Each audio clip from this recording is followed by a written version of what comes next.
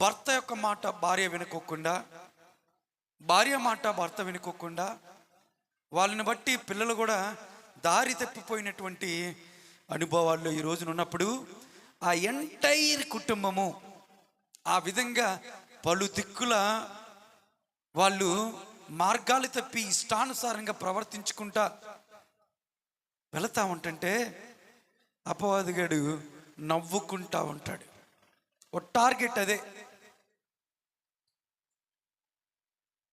చిన్నపిల్లల నుంచి వాడు ఫోకస్ చేస్తూ ఉన్నాడు. మార్గాల్ని చిన్ననాటి నుంచే దేవుని వాక్యం చెప్తా ఉంది. చిన్నప్పటి నుంచే బిడ్డలను దేవుని వాక్యములో నడిపించాలని చెప్తా ఉంటుంటే వాడు దాన్నే అక్కడే మొదట్లోనే ఏం చేస్తా ఉన్నాడు? చెడ్డ మార్గంలోకి నడిపించే ప్రయత్నం చేస్తూ ఉన్నాడు. వాడి ప్రయాస అదే. అలాంటి పరిస్థితుల్లో తల్లిదండ్రులు ఈ రోజున బోరున విలిపిస్తూ ఉన్నారు, ఏడుస్తూ ఉన్నారు. బహుశా కొంతమంది జీవితాలు మనం పరిశీలించినప్పుడు మొదటి నుంచి భార్య భర్తలు కొంతమంది గురించి చెప్తున్నా, బాగానే ఉంటారు, వాళ్ళు మంచిగా బ్రతుకుతారు, ₹1 తెచ్చుకున్నారు, కష్టపడ్డారు, ఒక మంచి పొజిషన్లోకి వస్తారు. భార్య భర్తల ఇద్దరి మధ్య సైక్యత ఉంటుంది, బాగానే సంపాదించారు. అది వ్యాపారం అవ్వచ్చు, ఉద్యోగం అవ్వచ్చు, మరొకటి కావచ్చు. ఎప్పుడు వాళ్ళు ఏడుస్తున్నారు తెలుసా? గమనించిన ప్రియులారా, పిల్లలు వాళ్ళకి అంటే పిల్లలను కూడా బాగానే పెంచుతారు వాళ్ళు, కానీ తీరా చూస్తే పెట్టాల్సినటువంటి పరిస్థితులు అంటే చేతికొచ్చినటువంటి ఆ పరిస్థితుల్లో బిడ్డలు దారి తప్పిపోయి తల్లిదండ్రుల మాట వినుకోకుండా ఇష్టానుసారంగా ప్రవర్తిస్తూ ఉంటుంటే వాళ్ళు తీసుకున్నటువంటి నిర్ణయాలు, చెడు నిర్ణయాలు వాళ్ళ జీవితాలను శాసిస్తూ ఉంటుంటే తట్టుకోలేక తల్లిదండ్రులు ఈ రోజున బోరున విలపిస్తూ ఉన్నారు, ఏడుస్తూ ఉన్నారు, బాధపడతా ఉన్నారు. అయ్యో, ఎలా పెంచాం వీళ్ళని? తిండికి ఏం లోడ్ చేసామా? ఎలా చూసాం వీళ్ళని? కష్టపడి పెంచాం కదా అని చాలామంది ఏడుస్తూ ఉన్నారు. ఎక్కడ తప్పిపోతున్నారు? ఈ రోజున ప్రశ్నించుకుందాం. ఇది నా అంశం. అలాంటి పరిస్థితి రాకముందే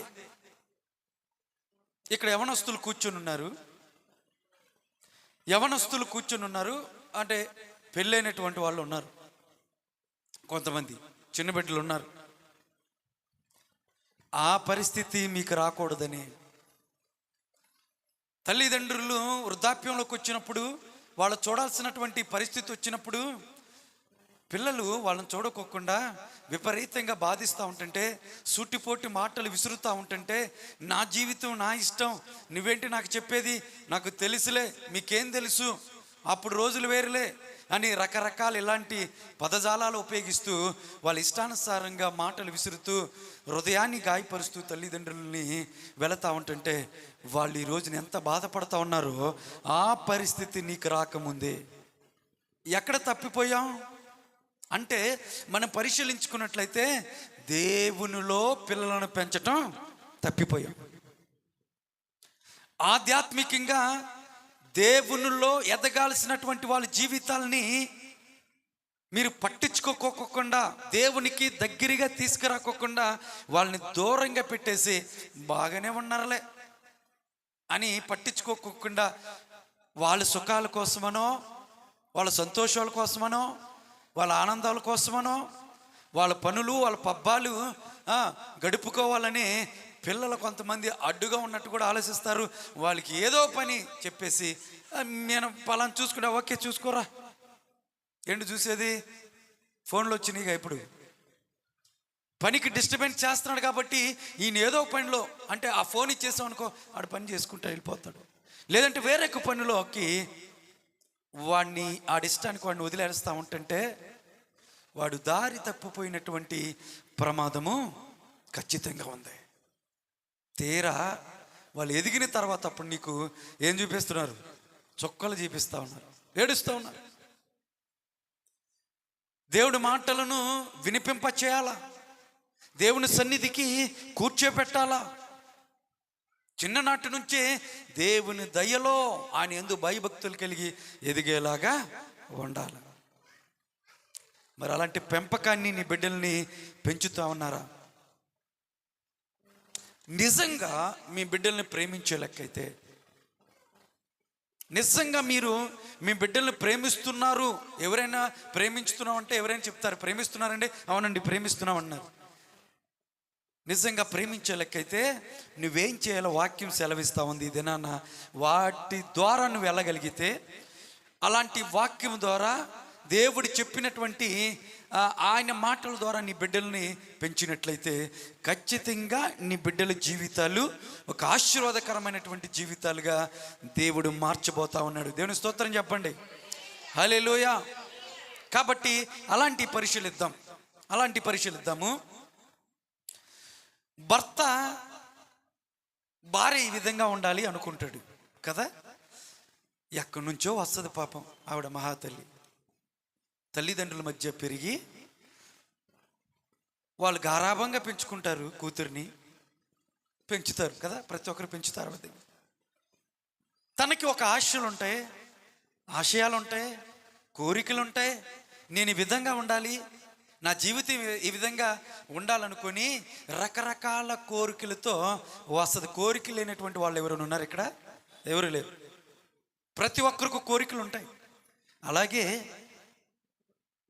ఆ తల్లి కూడా, ఆ యవనస్తురాలు కూడా అలాంటి కోరికలతోనే పెరిగి వస్తుంది. పురుషుడు కూడా కొన్ని కోరికలు ఉంటాయి. ఈ విధంగా ఉండాలి, నాకు వచ్చే భార్య, నా జీవితం ఈ విధంగా ఉండాలి అని తను కూడా కొన్ని ఆలోచనలు, కోరికలతో నిండి ఉంటాడు. అయితే వీళ్ళిద్దరి కోరికలు ఒకటవ్వాలనే రూల్ ఉందా? లేదు. భార్య కోరిక, స్త్రీ కోరికలు వేరు, పురుషుడు కోరికలు వేరు అన్నప్పుడు వీళ్ళిద్దరి కోరికలు మ్యారేజ్ అయినప్పుడు ఈ రెండు కలుస్తాయా అంటే ఖచ్చితంగా కలవు. అప్పుడు పురుషుడు అనుకుంటాడు, అరే నేను ఇలా ఉండాలనుకున్నాగా నా భార్య ఇదేంటి ఇలా మాట్లాడుతుంది, ఈవిడ ఆలోచనలు, ఈవిడ ఎన్నుకున్నటువంటి ఆ ఎంపిక ఏంటో నాకు విరోధంగా ఉందని బాధపడతాడు.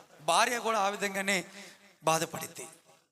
నా భర్త నేను అనుకున్నట్టు లేడే, ఎన్ని కలలు కన్నాను, నిద్రపోతా ఎన్ని రాత్రులు నా భవిష్యత్తు గురించి, నాకు వచ్చే భర్త అలా ఉండాలి, ఇలా ఉండాలి అని చాలా కోరికలతో వచ్చాను. అది తీరా మ్యారేజ్ అయ్యేపటికి ఏంటి ఇలాంటి వాడు వచ్చాడు అని తన కూడా మనసులో ఉంటుంది వేదన. మరి ఈ రెండు కలవాలంటే ఏం చేయాలా? ఈ రెండు మనసులు కలవాలంటే ఒకటే సాధనం ఏంటి తెలుసా? దేవుని వాక్యం. దేవుని స్తోత్రం చెప్పండి, హల్లెలూయా. ఈ రెండు మనసులను కలజేసేది దేవుని వాక్యం మాత్రమే. నీ ఆలోచన వేరవచ్చు, మరొకరు ఆలోచన వేరవచ్చు, కానీ వీళ్ళిద్దరూ కనుక ఏక మార్గంలోకి, దేవుని మార్గంలోకి వచ్చినప్పుడు దేవుడు ఏం చెప్తున్నాడో దాని ప్రకారము ఇరువురు నడిచినట్లయితే ఇప్పుడు ఏక మార్గంలోకి ఎవరు తీసుకొస్తారు? దేవుడు తీసుకొస్తాడు. దేవుని స్తోత్రం కలుగును గాక. అప్పుడు అనుకుంటావు నువ్వు, వాక్యం ఏం చెప్తుంది? నీ భర్తని ప్రేమించు, నీ భర్తకు లోబడు, నీ భర్త గౌరవించని వాక్యం చెప్తున్నప్పుడు అంతకుముందు నీకున్నటువంటి ఆశలన్నీ కూడా పక్కన పెట్టేసి వాక్యం చెప్తుంది కాబట్టి దేవుని యందు నువ్వు భయభక్తులు కలిగినప్పుడు ఖచ్చితంగా ఏం చేస్తావు తెలుసా? వాక్యానికి లోబడతావు. ఎప్పుడైతే వాక్యానికి నువ్వు లోబడతావో ఇప్పుడు నీ భర్తని ఏం చేస్తావు? లోబడే విధంగా ఉంటావు. అంటే నీ భర్తకి గౌరవాన్ని ఇస్తావు. ఇది వాక్యం చెప్తుంది కాబట్టి ఒక దారిలోకి వచ్చేస్తావు. ఇప్పుడు పురుషుడికి ఉన్నటువంటి ఆలోచనల ప్రకారం అనేకమైనటువంటి ఆలోచనలు ఉండొచ్చు, కానీ ప్రేమించడానికి కూడా అంత అర్హత లేదండి అనొచ్చు. కానీ ప్రేమించలేకపోతున్నానండి నా భార్యను. ఎందుకు అంటే నాకు అనుగుణంగా లేదు, నాకు ఆలోచనలు తగ్గట్టుగా లేదు ఆవిడ, అందుకనే ఏంటో కోపం వచ్చేస్తుంది అనుకున్నప్పుడు అలాంటి భావనలో లోపలే నువ్వు ఒకవేళ అలాంటి మనోచింతతో గనక నువ్వు ఉన్నట్లయితే ఇప్పుడు వాక్యం దగ్గరకు వచ్చినప్పుడు వాక్యం చెప్తా ఉంది, నీ భార్యను నువ్వేం చేయాలా? ప్రేమించు. అప్పుడు ఏం చేస్తాడు తెలుసా అయ్యగారు? నిజంగా ఇటువంటి భక్తుడైతే, నిజంగా దేవుని ప్రేమించినట్లయితే ఇప్పుడు భార్యని ప్రేమించటం మొదలు పెడతాడు. ఇప్పుడు వీళ్ళిద్దరి మార్గం ఒకటైందిగా. ఇప్పుడు వాళ్ళ జీవితాలు ఎలాగుంటాయి? బాగానే ఉంటాయి. ఎలా ఉంటాయి అంటే, ఈ విధంగా ఉండాలంటే దేవుని వాక్యము భార్యాభర్తలు ఇద్దరి జీవితంలో, వాళ్ళ హృదయాల్లో దేవుని వాక్యం చేత నింపబడి స్థిరులుగా ఉండాలి. ద్వితీయోపదేశ కాండం 6వ అధ్యాయం తీయండి. ఇప్పుడు ద్వితీయోపదేశ కాండము 6వ అధ్యాయాన్ని చదవండి, 6వ వచనం చదవండి. ద్వితీయోపదేశ కాండము 6వ అధ్యాయము 6వ వచనం. నేడు నేను మీకు ఆజ్ఞాపించి ఈ మాటలు నీ హృదయములో ఉండవలెను. చాలమ్మా, తర్వాత చదువుదాం అక్కడి నుంచి. ఎక్కడ ఉండాలంట? నీ హృదయంలో ఉండాలి. ఏముండాలా? దేవుని ఆజ్ఞలు ఉండాలా. ఇప్పుడు మనం చెప్పుకున్నటువంటి ఆజ్ఞలేంటి? నీ భర్తకు నువ్వు లోబడాలా, నీ భార్యను నువ్వు ప్రేమించాలా. ఇది దేవుడిచ్చినటువంటి ఆజ్ఞలు. ఇవి నీ హృదయంలో నువ్వు ఏం చేయాలా? దేవుని ఆజ్ఞల చేత స్థిరపరచుకోవాలా. దేవుని ఆజ్ఞలను నీ జీవితంలోకి తీసుకోవాలా, నీ హృదయంలో భద్రపరచుకోవాలి. ఎంతమంది దేవుని వాక్యాన్ని మీ హృదయంలో భద్రపరుచుకుంటున్నారు? దేవుని మందిరానికి వస్తున్నావు, నీ విలువైనటువంటి సమయాన్ని కేటాయిస్తున్నావు, మంచిదే. అయితే ఎంతమంది దేవుని ఆజ్ఞలను మీ హృదయంలో భద్రపరుచుకున్నారు? చెప్పండి, ప్రశ్నించుకో ఒకసారి. వస్తున్నావా, వెళ్ళిపోతున్నావా అనుకుంటున్నారా? లేదంటే దేవుని ఆజ్ఞలకు మీరు లోబడే విధంగా ఉన్నారా? అసలు మీ హృదయంలో దేవుని యొక్క వాక్యానికి స్థానం ఉందా? ఎంత ఉంది? ప్రశ్నించుకోవాలా. ఏమంటే పాస్టర్ గారు బాగానే చెప్పారు, కానీ మరి వాక్యాన్ని నేను చదవలేకపోతున్నాగా. మొన్న మా సిస్టర్ చెప్తుంది, ఓ సిస్టర్, దేవుని వాక్యాన్ని చదవలేను అబ్బాయి నేను. అప్పుడు నేను చెప్పాను, నిజంగా నీకు చదవాలనిపిస్తే, అంటే నిజంగా దేవుని వాక్యాన్ని నువ్వు వినాలనుకుంటే, ధ్యానించాలనుకుంటే నీకు ఒక మార్గం ఉంది. చాలాసార్లు మీ అందరికీ చెప్పాను నేను. ఏంటది? చదువుకున్న బిడ్డలు ఇంట్లో ఉంటారు, వాళ్ళని పిలిచి, అరే బాబు ఒక్క వచ్చినాను చదువురా. అమ్మా నా స్కూల్ టైం అయిపోయింది, నా కాలేజీ టైం అయిపోయింది, లేదా నా పనికి టైం అయిపోయింది అంటూ ఉంటారు. అమ్మమ్మ అలా కాదు, ఒక్క వచ్చినాను చదువురా చాలు, అధ్యాయం అంతా వద్దు, ఒక్క వచ్చినాను చదవా అని. మీరు మీ చేతిలో బైబిల్ ఇచ్చారుగా, మీ చేతిలో ప్రతి ఒక్కరిలో, ఇక్కడ కూర్చున్న వాళ్ళు బైబిల్ లేకుండా ఎవరైనా ఉన్నారా? చెప్పండి, ఉన్నారా? అందరి చేతుల్లో బైబిల్ ఉంది. నీకు ఏదైనా అవసరమైతే బ్రతిమలాడి బామాడి లేదంటే గోల చేసి నీ పని చేసుకుంటావే, వాక్యాన్ని చదివించుకోవాలా? అది చేత కదా. చదువుకున్న బిడ్డలు ఉన్నారు కదా, పిలిచి రోజంతా ఒక వాక్యాన్ని కూడా చదివించుకోలేకపోతున్నావే, చదివించుకో. నాన్న ఒక్కసారి రా, ఇదిగో ఒక వాక్యాన్ని చదువు. ఒక్క వాక్యం, దేవుడు లోకమును ఎంతో ప్రేమించును, సరిపోతుందిగా. వాక్యం అయిపోయింది, దేవుని స్తోత్రం అనుకోండి. ఆ వాక్యం గురించి ప్రార్థన చేసుకోండి. అలాగా రోజుకు ఒక వాక్యాన్ని చదువుకొని ఆ వాక్యంలో ఉన్నటువంటి సారమును తెలుసుకోండి. వాక్యాన్ని చదవటం వేరు, దాన్ని సారాన్ని తీసుకోండి. దేవుడు ఏం మాట్లాడుతున్నాడు, ఏ వాగ్దానం ఇస్తున్నాడు, వాక్యంలో ఏం చేయమంటున్నాడు, దాన్ని తీసుకొని మన హృదయంలో భద్రపరుచుకోవాలి. మొట్టమొదటిసారిగా కుటుంబము బాగుపడాలంటే నువ్వు చేయాల్సింది, లేదంటే భార్య భర్తలుగా ఇరువురు చేయాల్సినటువంటి ఒక పని ఉంది.